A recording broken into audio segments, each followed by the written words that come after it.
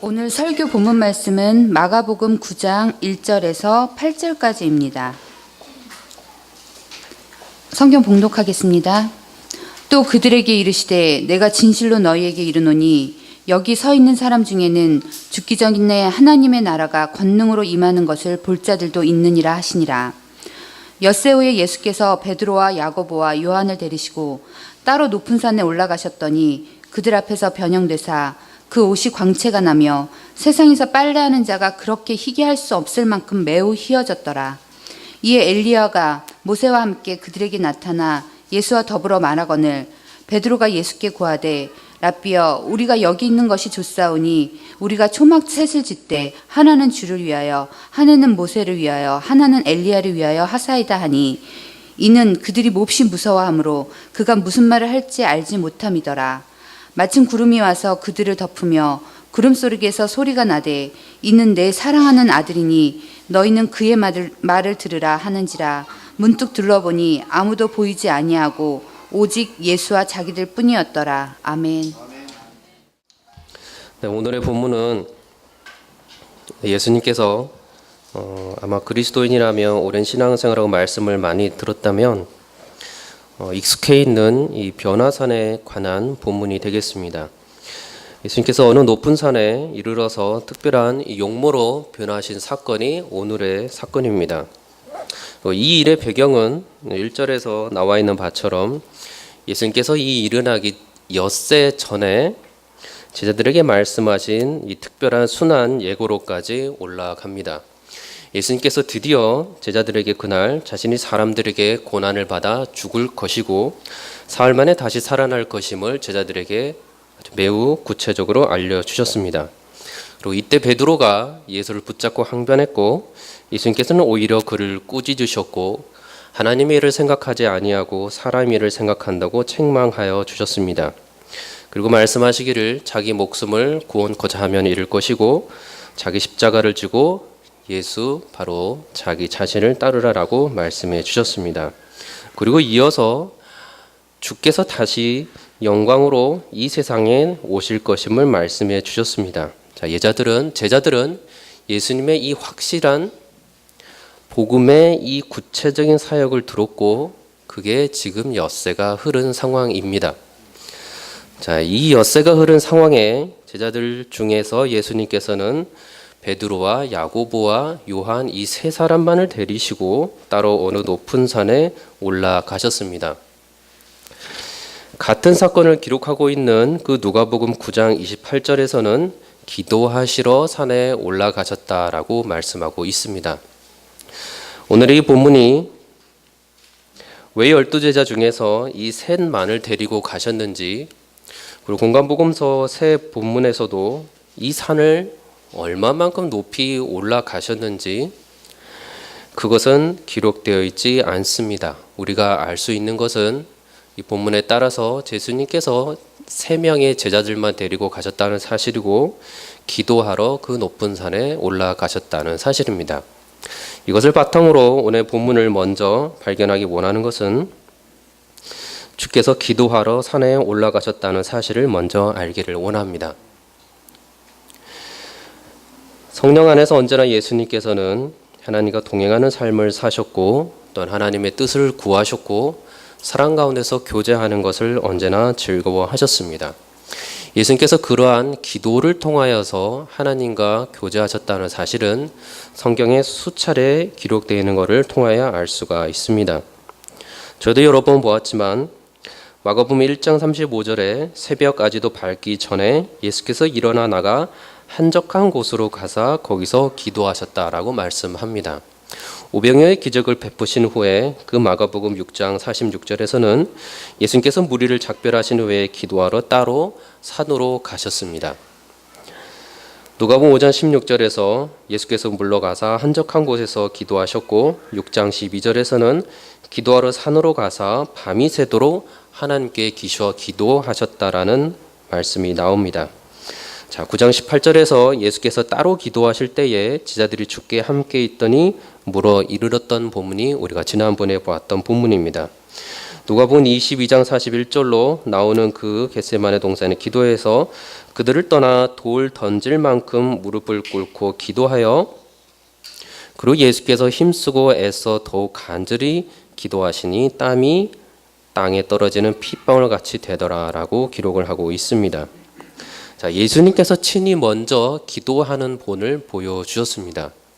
기도하는 본을 보여주심으로 하나님과 사랑 안에서 항상 기도하고 교제하는 모습을 제자들에게 그들의 눈앞에서 계속해서 공생의 기간 동안 숨김없이 보여주셨습니다. 그러한 예수님께서 당신 혼자서만 기도함이 거기서 끝나지 아니하시고 또한 예수를 따르는 무리와 제자들에게도 이러한 기도에 대해서 여러 차례 말씀해 주셨습니다. 마태복음 5장 44절에 나는 너에게 이르노니 너희 원수를 사랑하며 너희를 박해하는 자를 위하여 기도하라. 마태복음 6장 5절 6절에서는 너는 기도할 때에 외식하는 자와 같이 하지 말라. 그들은 사람에게 보이려고 회당과 큰 거리 어귀에 서서 기도하기를 좋아하느니라. 너는 기도할 때에 내 골방에 들어가 문을 닫고 은밀한 중에 계신 내 아버지께서 아버지께 기도하라. 은밀한 중에 보시는 내 아버지께서 갚으시리라. 마태복음 21장 13절에서는 기록된 바 내 집은 기도하는 집이라 일컬음을 받으리라 하였거늘 너희는 강도의 소굴을 만드는도다 하시니라. 자, 마가복음 9장 29절에 이르시되 기도 외에는 다른 것으로는 이런 종류가 나갈 수 없느니라. 11장 24절은 무엇이든지 기도하고 구하는 것은 받은 줄로 믿으라. 그리하면 너에게 그대로 되리라. 자, 누가복음 6장 28절은 너희를 저주하는 자를 위하여 축복하며 너희를 모욕하는 자를 위하여 기도하라. 18장 1절에서는 예수께서 그들에게 항상 기도하고 낙심하지 말아야 할 것을 비유로 말씀하신다 하시며 누가복음 22장 40절에서는 그곳에 이르러 그들에게 이르시되 유혹에 빠지지 않게 기도하라 하시고 그리고 이르시되 어찌하여 자느냐 시험에 들지 않게 일어나 기도하라 하시니라. 예수님께서 그의 삶은 항상 기도하시는 삶이었고 또한 그를 따르는 제자들에게도 자신을 따름과 동시에 기도하라는 말씀을 계속해서 하고 계심을 알고 있습니다. 말씀을 듣고 있는 여러분들이 오늘 본문을 들으면서 어떠한 기도를 예수님께서 제자들에게 계속해서 알려주고 계시는지를 우리는 지금 들었습니다. 자, 예수님의 삶은 언제나 기도와 이렇게 함께했고 이것은 하나님의 뜻에 합한 삶과 하나님의 뜻에 합한 구원 사역을 하겠노라는 계속적인 확인이기도 하였습니다. 다시 말해서 그분 자신의 어떠한 이기적인 그분 자신의 하나님 뜻에 반하는 그러한 기도를 하신 것이 아니라는 것을 우리는 알 수가 있습니다. 겟세마네 동산에서 하는 이 예수님의 기도의 내용이 예수님 스스로 하는 기도의 내용에서 오늘 더욱더 분명하게 알 수가 있습니다. 누가복음 22장 그 42절에서 이르시되 아버지여 만일 아버지의 뜻이거든 이 잔을 내게서 옮기시옵소서 그러나 내 원대로 마옵시고 아버지의 원대로 되기를 원하나이다. 그리고 예수께서 더욱 힘쓰고 애써 간절히 기도하셨다라는 내용이 예수님의 입에서 나온 직접적인 기도의 내용과 그러한 기도의 태도입니다. 자, 이 예수님은 우리가 하나님의 아들이시며 어떤 본체가 하나님으로 알고 있는데 예수님께서 기도에 대해서 보이시는 모습은 지극히 또 낮은 자세의 모습입니다. 여러분들이 기도를 많이 하는 사람을 바라볼 때 어떠한 이미지를 갖습니까? 하나님을 향하여 하나님께 모든 것을 쟁취하고자 많은 투사의 이미지의 기도자가 머릿속에 남아 있습니까? 아니면 예수님처럼 무릎을 꿇고 내 원대로 마옵시고 아버지의 원대로 하옵소라는 지극히 높아질 수 있으나 지극히 낮아지기를 택하는 자의 기도하는 자의 모습과 내용이 여러분들의 머릿속에 먼저 들어와 있습니까? 인간의 몸으로 오신 예수님께서는 사실 처음부터 하나님 앞에서 스스로 지극히 낮추신 분이셨고 겸손하신 분이셨고 또한 그의 공생의 기간 동안 그리고 평생의 인간의 몸으로 살아가시는 동안 하나님께 순종하는 삶의 본을 먼저 사람들과 제자들에게 보여주셨습니다. 빌립보서 6장에서 예수 그리스도에서 말씀하시기를 그는 근본 하나님의 본체시나 하나님과 동등됨을 취할 것으로 여기지 아니하시고 오히려 자기를 비워 종의 형체를 가지사 사람들과 같이 되셨고 사람의 모양으로 나타나사 자기를 낮추시고 죽기까지 복종하셨으니 곧 십자가에 죽으심이라. 그리스도를 만났던 사람이 하는 고백이 예수 그리스도는 하나님의 아들이셨지만 모든 영광을 다 버리시고 이 땅에 오셨고 죽기까지 하나님의 말씀에 순종하여서 그 하나님의 뜻을 이루셨다라고 말씀하고 있는 것입니다. 이 고백이 예수님으로부터 나오는 동일한 말씀도 되면서 동시에 하나님을 만났던 그리스도인이 말하고 있는 계시의 말씀이기도 합니다. 또한 동시에 그리스도만 그러함이 아니고 성도들에게도 동일하게 이 역사가 일어나야 한다는 사실을 바울이 말하고 있습니다. 빌립보서 2장 13절에 너희 안에서 행하시는 이는 하나님이시니 자기의 기쁘신 뜻을 위하여 너희에게 소원을 두고 행하게 하신다라고 말씀합니다. 기도를 많이 하십니까? 또는 기도를 아니하고 있습니까? 하나님 앞에서 기도를 쉬지 아니하는 성도는 자기의 뜻을 하나님께 반드시 관철시키고자 기도하는 자가 아닙니다.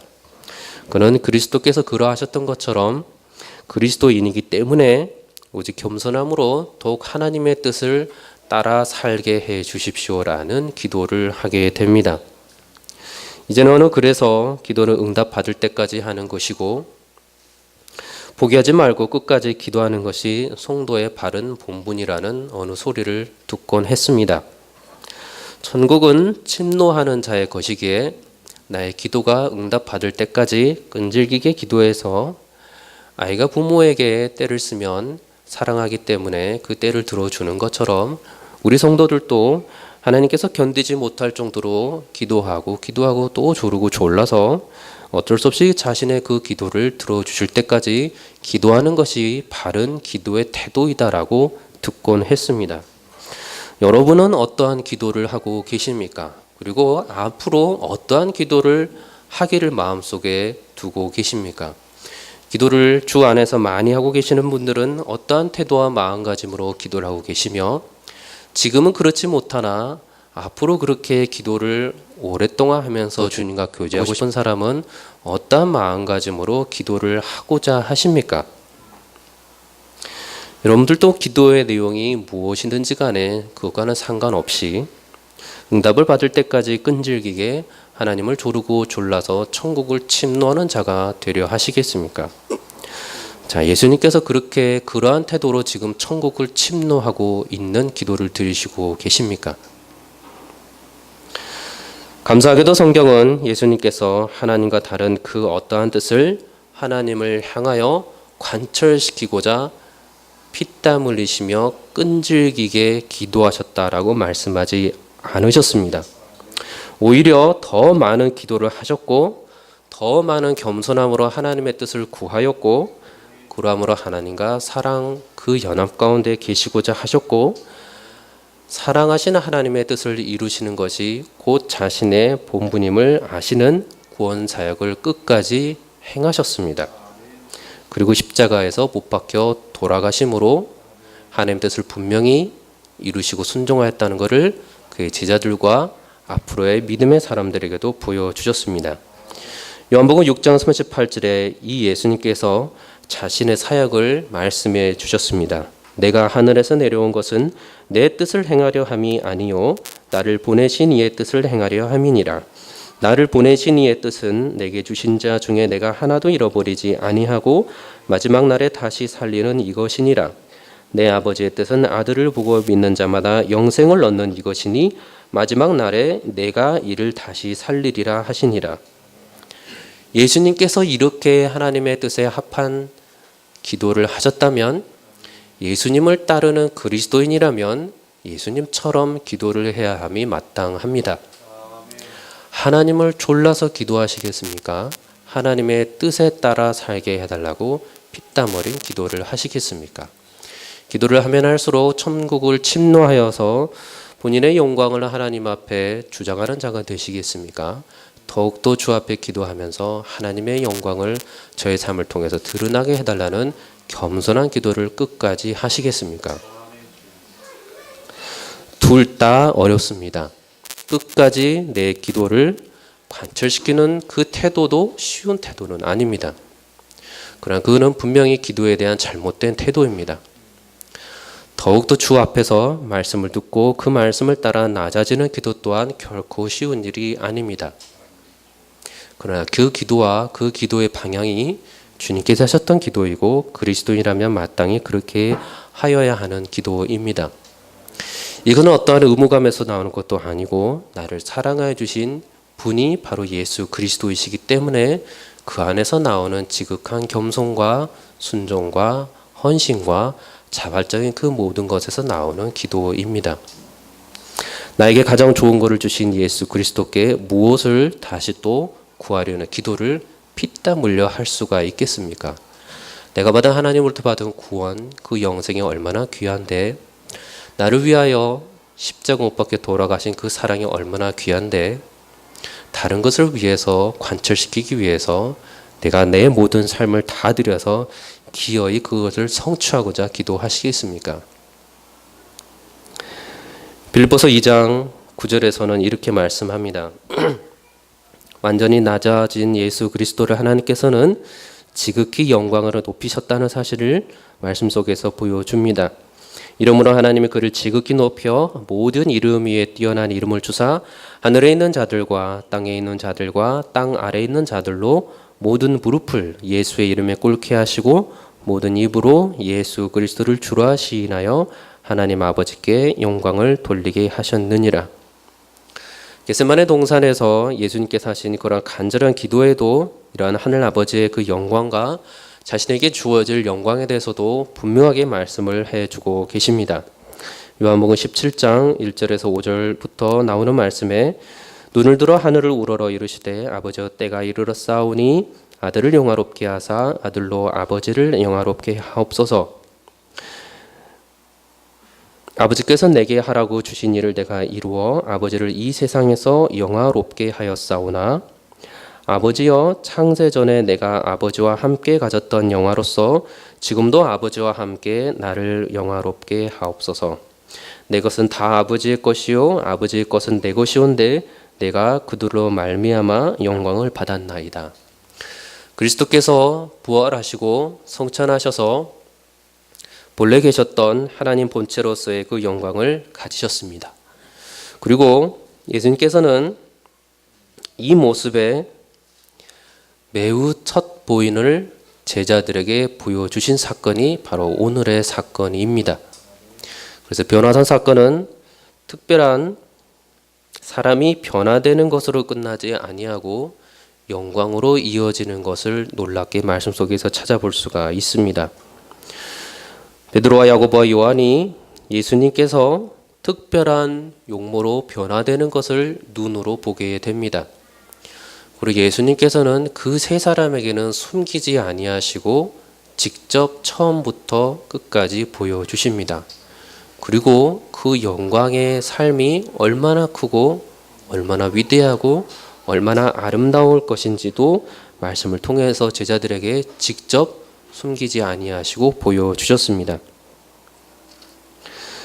예수님께서는 이 사실을 통하여서 그 또한 하나님 앞에서 영광스러운 그 영광을 회복하실 것이지만 그의 사랑하시는 자녀들 또한 자신의 영광에 참여하는 자가 될 것이라는 것을 제자들에게 밝히 보여주신 것입니다. 자, 요한복음 17장에서 예수님께서는 그가 받으시니 하늘 영광을 자녀들에게 주시기로 약속하심이 나타납니다. 내게 주신 영광을 내가 그들에게 주었사오니 이는 우리가 하나가 된 것 같이 그들도 하나가 되려 함이니이다. 내가 그들 안에 있고 아버지께서 내 안에 계시어 그들로 온전함을 이루어 하나가 되게 하려 함은 아버지께서 나를 보내신 것과 또 나를 사랑하심 같이 그들도 사랑하신 것을 세상으로 알게 하려 함이로소이다. 아버지여 내게 주신 자도 나 있는 곳에 나와 함께 있어 아버지께서 창세 전부터 나를 사랑하심으로 내게 주신 나의 영광을 그들로 보게 하시기를 원하옵나이다. 이것이 예수님께서 주님을 사랑하는 그의 자녀들에게 약속해 주신 영광의 참여의 약속입니다. 그리스도인이 하나님의 자녀로 살아간다는 것은 하나님의 자녀가 되는 권세를 거둔 것인데, 이 권세를 가지고 누군가를 무찌르고 못살게 굴고 또 강력하게 예전에 하지 못했던 것을 하는 것이 아니라, 하나님의 권세가 하나님의 자녀가 되는 권세를 가지고 예수 그리스도의 이 영광에 참여하는 유업을 또한 받게 되는 자들이 되었다는 놀라운 사실입니다. 예수 그리스도의 영광이 그렇다면 여러분에게 얼마나 크고 놀랍게 다가옵니까?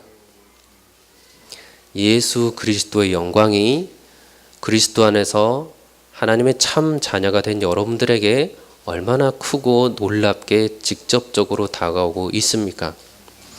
하나님의 영광은 보이지 않고 만나본 적도 없으니 크고 놀라운 분으로, 위대하신 분으로 여러분들에게 다가와 계십니까?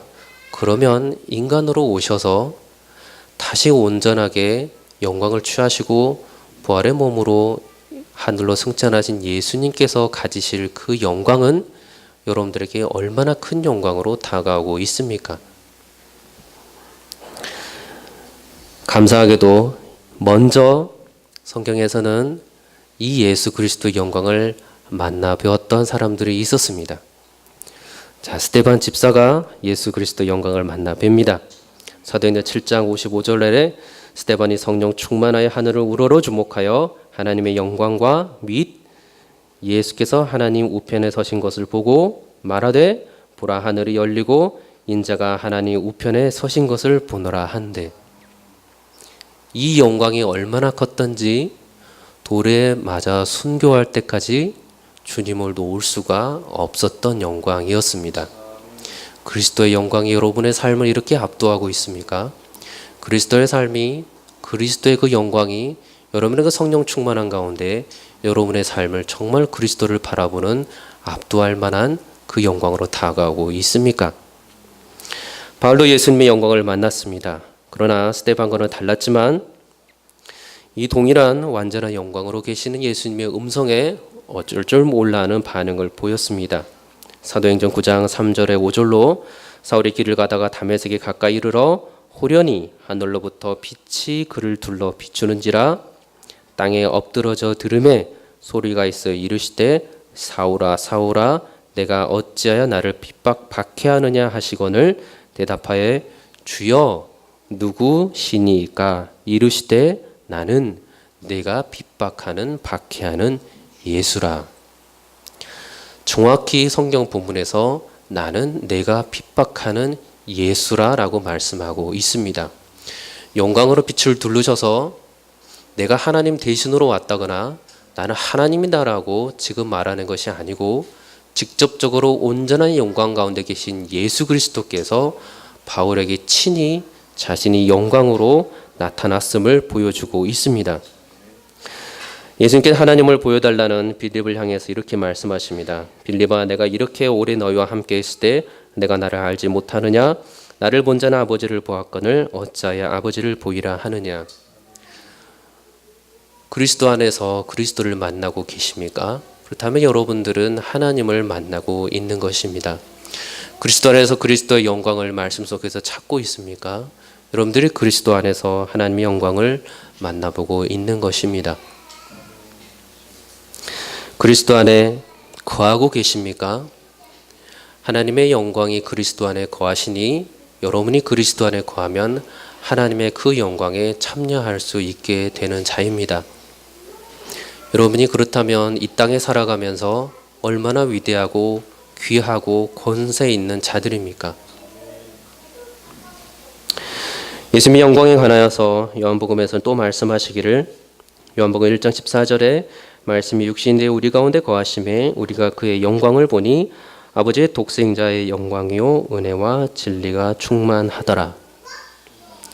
말씀으로 돌아가서 기도하러 예수께서 산에 오르셨고, 예수님께서는 그가 변화되신 모습을, 그 영광스러운 모습을 제자들에게 보여주셨고, 제자들은 그를 보았습니다. 꽤 오랫동안 보았고 분명히 보았던 것을 기억하고 있었습니다.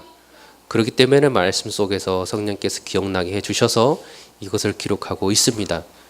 다시 말해서 비몽사몽간에 일어난 것도 아니고 환상 속에서 일어난 것도 아니고 꿈 속에서 잠깐 벌어진 사건이 아닌 실제적으로 지금 일어난 역사적인 사실을 지금 이 제자들이 두 눈으로 똑똑히 보았습니다.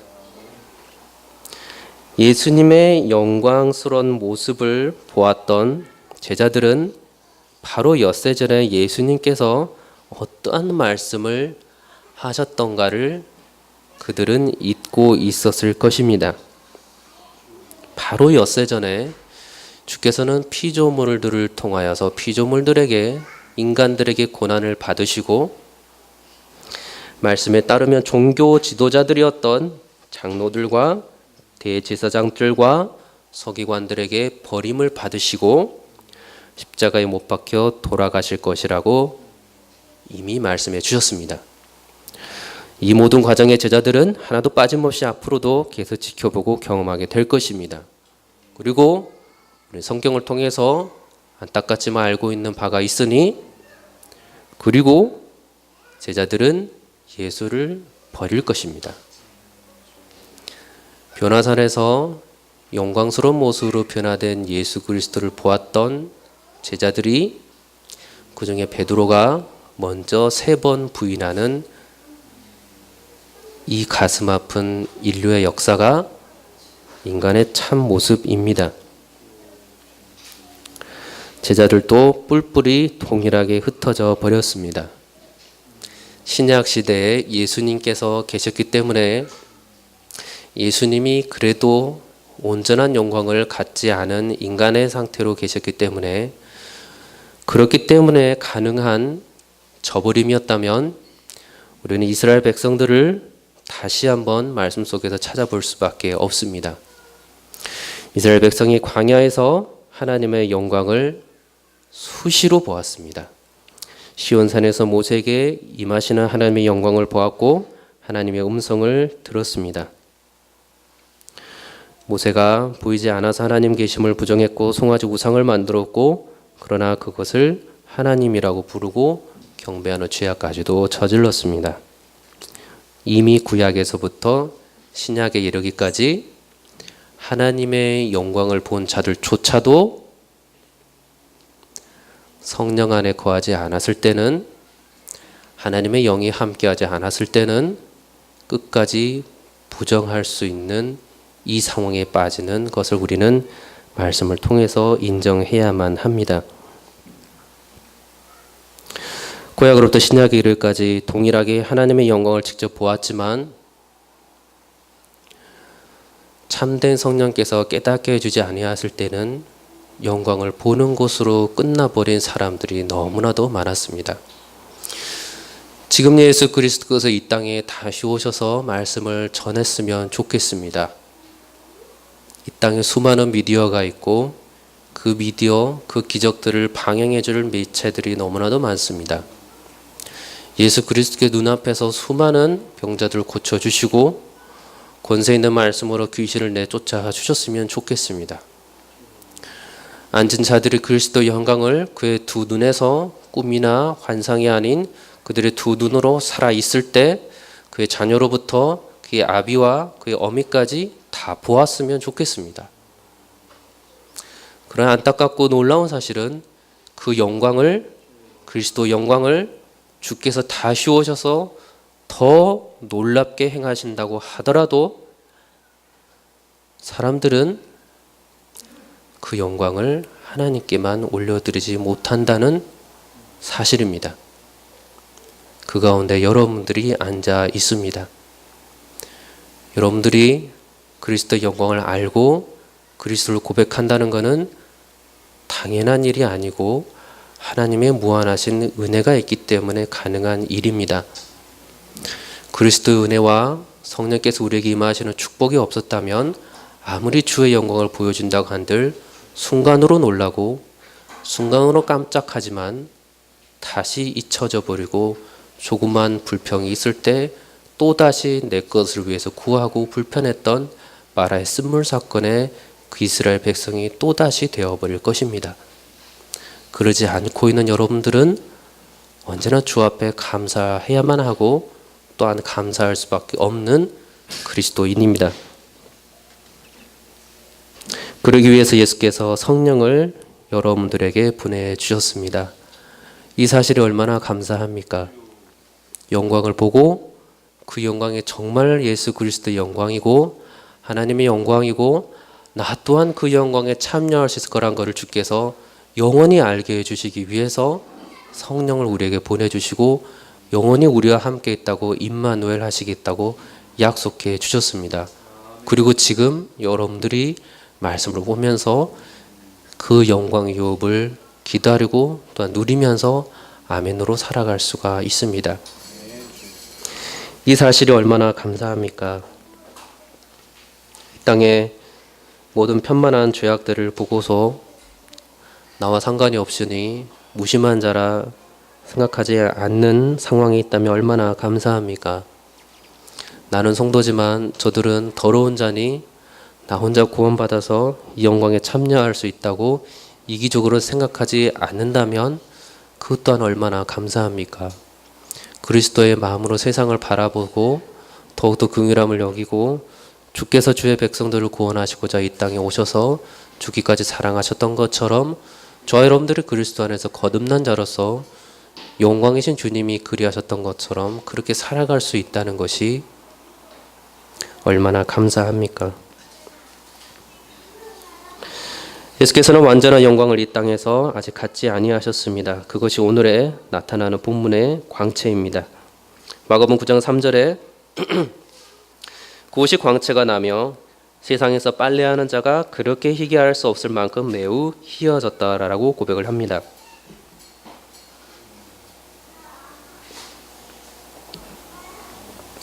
자, 특별한 신호로서 제자들에게 나타났던 예수님께서는 또한 제자들에게 친히 예수님과 함께 이야기를 나누고 있는 모세와 엘리야를 보았습니다. 여러분, 우리가 천국에 가면 여러분이 만날 사람을 만나게 될 거란 것을 어떻게 아십니까? 계시를 받아서 아십니까? 아니면 내가 그리스도를 만났더니 하나님 나한테 특별히 알려주셨습니까? 말씀에 나와 있기 때문에 우리가 압니다.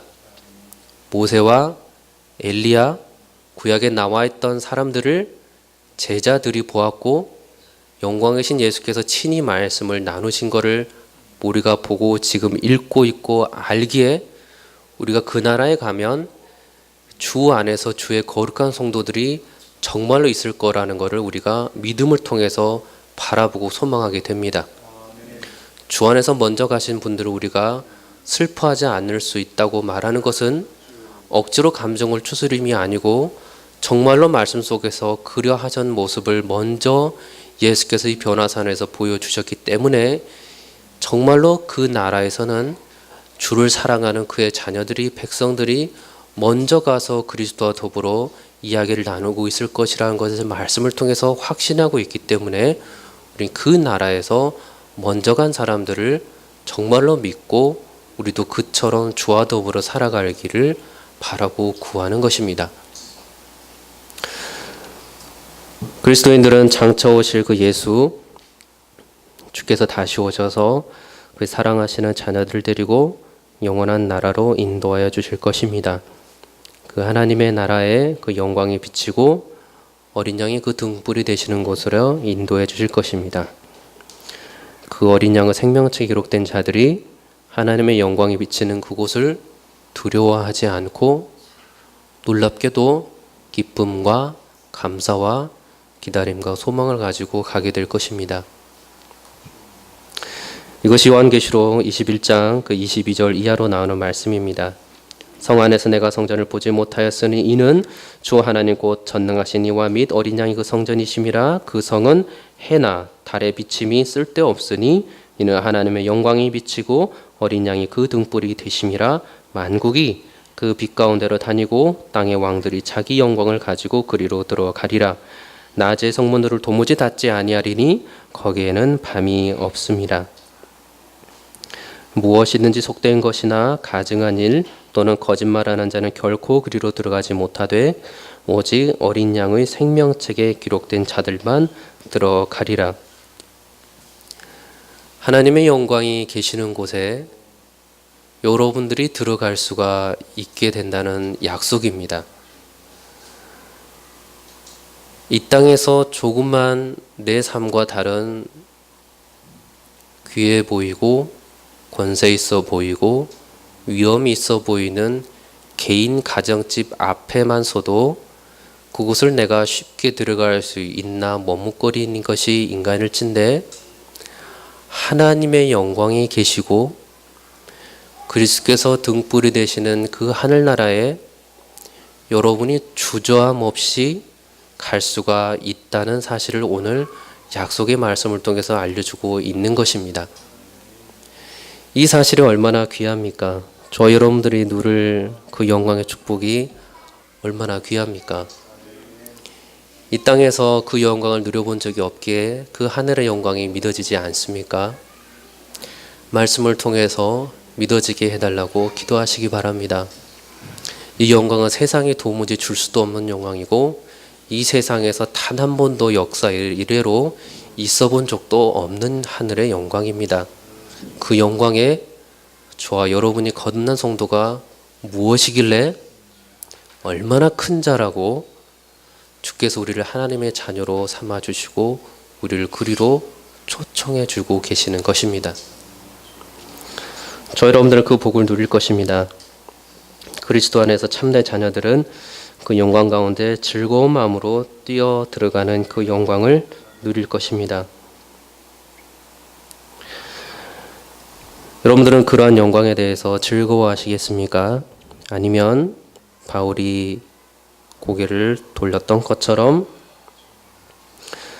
책망을 받았던 베드로처럼 그렇게 영광 가운데 서 계시겠습니까? 자, 베드로는 변화하신 예수님께 이렇게 말합니다. 9장 5절에 라비야, 우리가 여기 있는 것이 좋사오니 우리가 초막 셋을 짓되 하나는 주를 위하여 하나는 모세를 위하여 하나는 엘리야를 위하여 하사이다 합니다. 이 이야기는 마태복음 17장과 이 마태복음 9장과 누가복음 9장에서 세 곳에서 동일하게 나타납니다. 여기서 나타난 예수님의 모습을 종합하여 보면 그 얼굴이 변화하여 해같이 빛나고 그 옷이 빛과 같이 광채가 나서 세상에서 그렇게 희게 할 수 없을 만큼 희어졌습니다. 그리고 누가복음 9장 31절에서는 모세와 엘리야가 영광 중에 나타나서 예수님과 말하고 32절에서는 베드로와 함께 있는 자들이 고나여 졸다가 아주 깨어 예수의 영광과 및 함께 선 두 사람을 보았다라고 기록하고 있습니다. 이 모습이 베드로에게 뭔가 굉장히 좋아 보였고 귀하게 보였습니다. 그래서 이 초막 셋의 이야기를 꺼냅니다. 그런데 본문에서는 정확하게 베드로의 마음의 상태를 이야기하는데, 그것은 저희가 심히 무서워함으로 저가 무슨 말을 할지 알지 못하였다라고 기록하고 있습니다. 그리고 나서 하나님의 영광이 임합니다. 마침 구름이 와서 그들을 덮으며 구름 속에서 소리가 나되 이는 내 사랑하는 아들이니 너희는 그의 말을 들으라 하는지라. 마태복음 17장 5절에서는 비슷한 말이지만 몇 가지가 또 추가가 됩니다. 구름 속에 소리가 나서 가로되 이는 내 사랑하는 아들이요 내 기뻐하는 자니 너희는 저의 말을 들으라 하는지라. 누가복음 9장 35절에서는 또 다른 말씀을 비슷하게 말씀하십니다. 가로되 이는 나의 아들 곧 택함을 받은 자니 너희는 저의 말을 들으라. 사랑하는 아들이시고 기뻐하는 자이시고 택함을 받은 예수 그리스도를 본문 통해서 말씀하고 있습니다. 그리스도인은 이 축복을 받은 자입니다. 우리가 영광 가운데 거할 수 있는 것은 우리가 하나님의 사랑하는 자녀들이고 하나님의 기뻐하심을 받고 있는 자이고 하나님의 택하심을 받은 자이기 때문에 이 영광 가운데 그리스도께서 그 영광을 누리신 것처럼 그리스도 동일하게 그 영광 가운데 참여할 수가 있는 것입니다. 구름 속에 있었던 그 모습은, 그 영광은 이미 광야에서 모세와 이스라엘 백성들에게 나타났던 하나님의 영광의 모습과도 같습니다. 출애굽기 24장 16절에 여호와의 영광이 시내산 위에 머무르고 구름이 엿새 동안 산을 가리더니 일곱째 날에 여호와께서 구름 가운데 모세를 부르시니라. 자, 여러분은 거듭난 그리스도인입니까? 자, 그렇다면 여러분은 성령의 임재와 함께 하나님의 영광을 만나셨습니까? 죄로 인해 두려워졌던 적이 있으셨습니까? 하나님의 영광을 만나셨다면 그 죄를 깨닫고 두려움을 느끼셨을 것입니다. 그 죄의 용서함을 위해서 구해 보셨습니까? 죄 사함을 받기 위해서 담대히 하나님 앞에 나아가셨습니까? 그리스도를 의지하지 아니하고서는 나의 죄가 용서함을 받을 수 없다는 이 사실에 성령의 임재 가운데 깨우침을 받고 회개하면서 주 앞에 나아가셨습니까? 이 영광의 자리에 우리가 그리스도만을 의지해서만 나아갈 수 있습니다.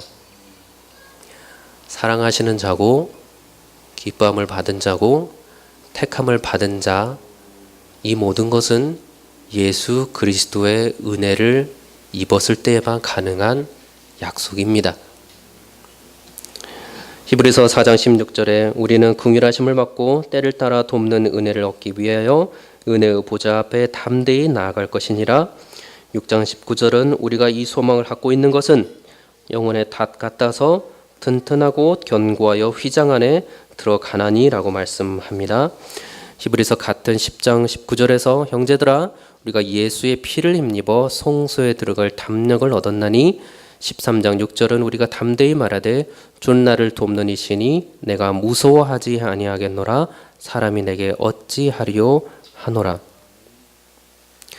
나의 의로 하나님을 만나 배우는 자는 반드시 두려울 수밖에 없습니다. 티끌만한 죄악조차도, 소소하게 주님을 몰라 했던 그 죄조차도 주 앞에서는 다 깨달아지고 다 생각나게 되기 때문입니다. 그런데 놀랍게 그리스도 안에 거하고 죄사함을 깨닫게 되고 용서함을 구하고 정말로 그리스도 안에서 그리스도의 피로 용서함을 받은 대속의 은혜를 입은 자는 놀랍게 주께서 우리를 부르러 하시고 우리의 손을 내밀어 주실 때 두려워하지 않습니다. 이 땅에 살아가면서 하나님의 은혜를 입고 살았으니 그날에 가서 하나님의 은혜를 입고 더 깊은 사랑에 빠지기를 간절히 소망할 뿐입니다. 시편 25편 7절에서 시인이 자기 죄를 이렇게 구약에서부터 고백을 합니다. 여호와여 내 젊은 시절의 죄와 허물을 기억하지 마시고 죄의 인자하심을 따라 주께서 나를 기억하시되 죄의 선하심으로 하옵소서. 자, 히브리서에서 이 시인의 기도가 그리스도 안에서 참으로 이루어졌음을 말씀해 주십니다. 히브리서 10장 15절로 17절에 성령이 우리에게 증언하시되 주께서 이르시되 그날 후로는 그들과 맺을 언약이 이것이라 하시고 내 법을 그들의 마음에 두고 그들의 생각에 기록하리라 하신 후에 또 그들의 죄와 그들의 불법을 내가 다시 기억하지 아니하리라 하셨으니 이것을 사하였은즉 다시 죄를 위하여 드릴 것이 없느니라. 저와 우리 그리스도 보혈교회 성도님들, 하나님의 영광에 참여할 수 있기를 원합니다. 두려움 없이 소망함으로 그리스도 안에서 이 모든 영광을 이 땅에서 누리시기를 간절히 원합니다. 하나님이 기뻐하시는 자, 사랑하시는 자, 택함 받는 자, 그리스도 안에서 이 은혜를 누리시며 이 약속의 말씀이 정말 나의 약속의 말씀, 믿음의 말씀, 하나님께서 신실하게 지켜주시는 이 땅 지금 이 순간의 약속이 되어서 지금 이 순간 그리스도의 그 영광 가운데 누리며 사시고 더불어 다시 오실 그리스도를 소망하며 우리가 나를 사랑하신 그리스도 앞에 다시 한번 나아가기를 진정으로 바라며 그 소망으로 이 땅을 살아가시는 저와 여러분들이 되시기를 주의 이름으로 축원합니다. 기도하겠습니다. 거룩하신 아버지 하나님 감사합니다. 인간이 무엇이길래 이 피조물들을 너무 사랑하셔서 죄 백성 삼아주시고 자녀 삼아주시고 그리스도로 죄 용서함과 대속의 은혜를 주셔서 주님을 의지하여서 아버지 하나님께 나아가며 하나님의 그 영광 한 번도 경험한 적도 없고 본 적도 없고 알 수도 없는 그 놀라운 신의 영광에 저희가 참여하고 누릴 수 있는 은혜를 주시니 너무나도 감사합니다. 단지 모든 것을 주는 것으로 끝나는 것이 아니고 아버지 하나님께서 예수 그리스도를 사랑하여 주셨기에 예수 그리스도께서 죽기까지 우리를 또한 사랑하시고 아버지 하나님께서 우리를 또한 그렇게 사랑하시는 것을 알게 해주셔서 그 사랑 가운데 그 나라에 가서 나를 영원히 먼저 사랑하여 주시고 영원히 그렇게 사랑하여 주실 그리스도 앞에 조금도 두려움 없이 나아갈 수 있는 은혜를 주시니 너무나도 감사합니다. 이 땅 가운데 그러한 자로서 거룩한 자로서 부디 살아갈 수 있는 은총 허락하여 주시옵소서.